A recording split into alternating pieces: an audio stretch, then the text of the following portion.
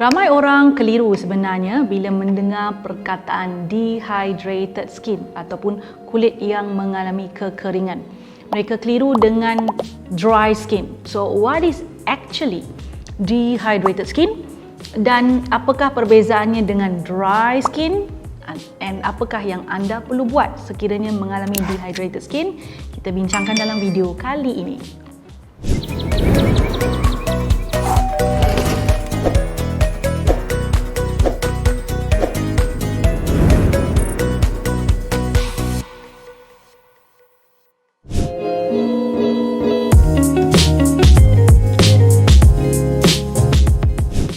Dehydrated skin. Soalan ini kerap muncul di ruang komen Glowy.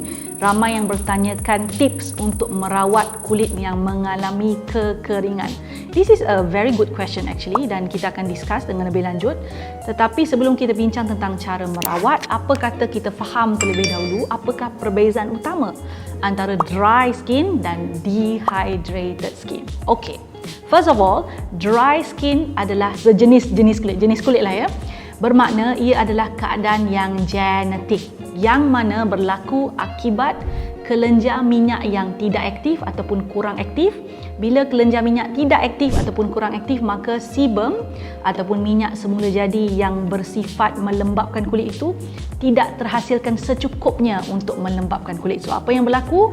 Kulit menjadi dry ataupun kering. So jenis kulit kering genetik sebab dia berlaku berpunca daripada kelenjar minyak yang berada di dalam kulit.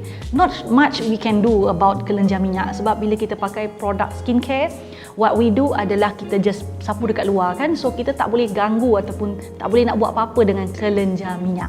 So dry skin ada kaitan dengan kelenjar minyak which is lacking of oil, kekurangan sebum minyak semula jadi.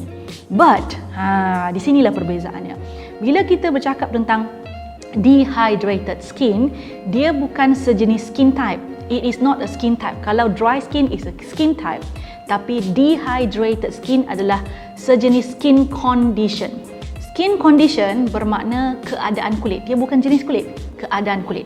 Keadaan kulit yang dipanggil dehydrated ataupun mengalami kekeringan ini boleh dialami oleh semua jenis kulit. Semua jenis kulit. So, oily skin boleh jadi dehydrated. Yes, you hear me right. Kulit kombinasi boleh mengalami dehydration. Malah kulit normal pun boleh mengalami dehydration. So apa itu dehydrated skin? In short, dia adalah sebenarnya keadaan di mana kekurangan air pada lapisan paling atas kulit yang namanya stratum corneum. So paling atas kita punya kulit ni ada 5 lapisan tau. Paling atas sekali, yang atas sekali, layer paling atas sekali itu stratum corneum. Bila mana mengalami keadaan lacking of water ataupun kekurangan lembapan, atau nama lain kita panggil kekurangan air, maka kita akan start ataupun mula rasa kulit mengalami dehydration. So mainly you want to remember, dry skin is a skin type. Dehydrated skin is a skin condition. Now, apakah punca dehydrated skin ataupun kulit yang alami kekeringan, which can happen to all skin type macam saya sebut tadi. Kulit yang mengalami keadaan dehydration biasanya berpunca daripada segala perkara yang mainly is external factor, secara luaran ya. Kerana bila mana dehydration berlaku, bermakna kulit kita tu dia punya kelembapan telah tersejat keluar ke udara. So you can imagine layer paling luar sekali, bila mana kelembapan pada layer kulit paling luar sekali itu tersejat ke udara. So mainly the factor adalah luaran. So for example, kalau terdedah kepada cahaya matahari terlampau lama, then your skin can be dehydrated, boleh mengalami kekeringan. Lagi, setengah kulit bila mana terdedah kepada aircon lama sangat pun boleh mengalami kekeringan. So it's external factor kan. Kurang minum air, yes, sangat kurang minum air. Tambah pula menghadap aircon lama-lama. Tambah pula bila keluar daripada kawasan bilik atau rumah yang beraircon, keluar menghadap pula matahari lama-lama pun boleh menyebabkan dehydrated skin. Lain daripada itu, diet, yes, it can cause dehydration as well. And satu lagi adalah mereka yang consume ataupun meminum banyak kafein, teh, kopi kan, benda-benda yang mengandungi kafein ni boleh mengalami keadaan di mana kelembapan tersejat keluar daripada lapisan kulit paling luar sekali. So when this happen, semua kulit yang mengalami dehydration ni sebenarnya dia tak banyak perbezaan dengan kulit yang mengalami dry skin. So, apa yang akan berlaku pada kulit mereka? Mereka rasa kering, itchy, flaky, can be sensitive dan juga boleh menyebabkan breakout ataupun berjerawat. Sebab sekejap dia kering, sekejap dia berminyak, keadaan bertukar-tukar tu dia menjadikan kulit tu lebih mudah untuk mengalami breakout. So, bila kita ada situasi mengalami dehydrated skin ni, regardless of your skin type ya, segeralah kita memikirkan cara untuk merawatnya. Baik, kita berbincang sekarang ini cara untuk merawat ataupun memulihkan keadaan dehydrated skin. Let me share with you my experience dahulu.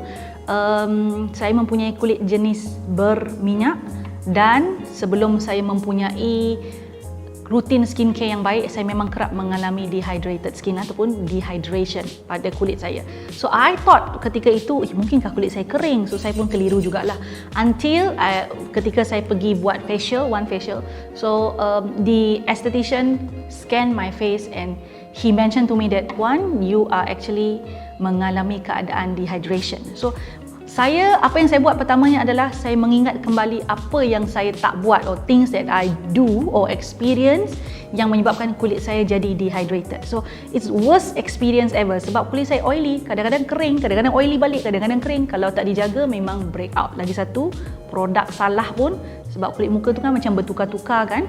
So produk salah pun boleh buat breakout juga. So I started to check back what did I do wrong. So first thing first, saya kurangkan pengambilan kopi. Yes, I'm a coffee drinker. Coffee is life for me. Coffee is life. Jadi, apa yang saya buat first adalah kurangkan pengambilan kopi. Dulu saya pernah sampai tahap satu hari boleh minum 5 cups of coffee, but now I can reduce it to 1 cup. Ataupun kalau memerlukan 2 cups a day, never more. So that's one thing, reduce caffeine. Kedua, bagi saya minum air dengan banyak ataupun makan makanan yang rich in water content. So contoh, minum air itu memang satu hal lah, 8 glasses a day itu memang penting. Satu lagi, alternatif juga bolehlah minum jus, boleh ambil buah-buahan yang kaya dengan air, contoh watermelon, I love watermelon. So those kind of food will help you in term of mengembalikan water kepada kulit. So itu yang kedua yang saya buat.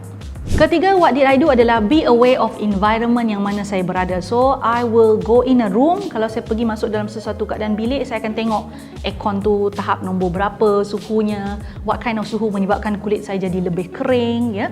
Kemudian saya juga tengok dalam keadaan di mana saya perlu keluar daripada bangunan, I will make sure wear sunscreen. Very important, sunscreen ya. Pakai sunscreen untuk protect kulit supaya kulit tak menjadi lebih kering sehinggakan kelembapan pada lapisan luar kulit tu tersejat keluar. So wear sunscreen. Sunscreen can really protect your skin. So bila saya mula pakai gel type water based sunscreen, ia sangat-sangat bantu sangat mengembalikan kulit saya kembali menjadi baik semula. So kuranglah dehydration itu. So this is talking from my experience, you know. And you must also remember to check your product ya. Kalau dalam keadaan di mana kulit kita mengalami dehydration, produk yang kita gunakan perlu ada perubahan sedikit. So for example, kalau kulit saya oily, saya tend to pakai anything that mattify my skin, maksudnya to reduce keadaan oiliness of my skin. Tapi ketika kulit saya mengalami dehydration, I cannot use that anymore. Secara temporary lah. So, I change my product kepada produk yang mainly water based, yang kaya dengan hyaluronic acid. Yes, you hear me. Sebab hyaluronic acid ni adalah sejenis bahan yang mana membantu kita untuk mempertahankan kelembapan yang ada dalam kulit sehingga tahap 100 kali beratnya sendiri. So, it really help you to retain the moisture inside your skin. So, saya cuci muka pun saya cari yang ada hyaluronic acid. Kemudian saya pakai serum pun cari yang ada hyaluronic acid. Kemudian pelembap petal lagi pun kalau boleh carilah yang ada hyaluronic acid. It really help me to reduce dehydration sehingga ke tahap kulit saya kembali sihat seperti biasa. So product is another thing. Ya. Dan akhir sekali adalah paling mustahak, jangan lupa buat exfoliation. I cannot tell you enough about exfoliation, how important it is. Kerana kalau kulit kita sangat banyak sel kulit mati dekat atas kulit kita ni dan kita tak lakukan exfoliation dengan betul, sel kulit mati itu menghalang apa-apa produk bagus yang kita nak pakai ke dalam kulit. So imagine your skin kan, sel kulit mati itu menghalang. You put on produk yang betul sekalipun, sel kulit mati itu tak dibersihkan dengan betul, tak ditanggalkan dengan betul menggunakan exfoliator. What will happen? The product tadi tak diserap dengan baik ke dalam kulit. It doesn't help us to improve our condition yang mengalami dehydration itu tadi. So, that's the tip. Ya, sebenarnya mudah saja. Be mindful, peka terhadap persekitaran, what you eat and the product that you use. InsyaAllah, your dehydration can be reduced. Good luck! Suka video yang saya selalu kongsikan? Apa kata? Jangan apa kata, buat sekarang ya. Subscribe channel saya, like, share dan pastikan tekan butang loceng tu. Yang ada loceng tu, yang cute-cute loceng kecil tu tekan supaya anda mendapat notifikasi setiap kali saya masukkan video baru. Jangan terlepas, jangan tertinggal. Buat sekarang.